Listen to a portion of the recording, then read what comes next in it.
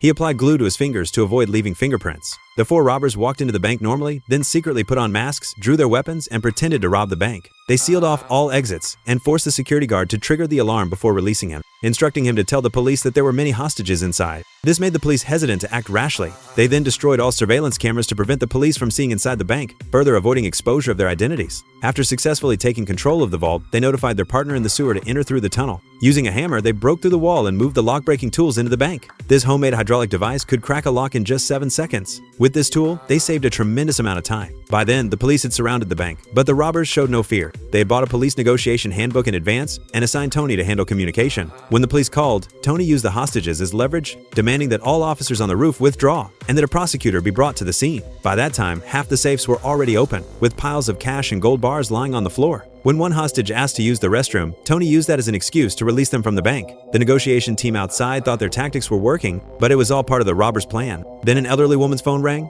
She mentioned it was her birthday. Tony quickly soothed her, even giving her a small cake to celebrate, before safely escorting her out of the bank. They didn't harm any hostages, knowing that good treatment could mean reduced sentences if caught. The robbers' unusual behavior confused the police, who called off the snipers. Before long, the lock-breaking machine overheated and malfunctioned. To buy more time, Tony called the negotiator, demanding to see his lawyer before any further discussion would take place. He then used a hostage's phone number, pretending it was his lawyer's, and gave it to the police. When the police called, Tony impersonated the lawyer himself, leaving the police chief utterly bewildered. When the planned time arrived, though some boxes remained unopened, John decided to end the operation. Tony called the police again, this time asking for pizzas to be delivered. Meanwhile, the rest of the team had been busy, transporting the cash and gold bars into the tunnel, then sliding everything through the sewer system, where 2 motorboats were waiting, ready for a quick escape.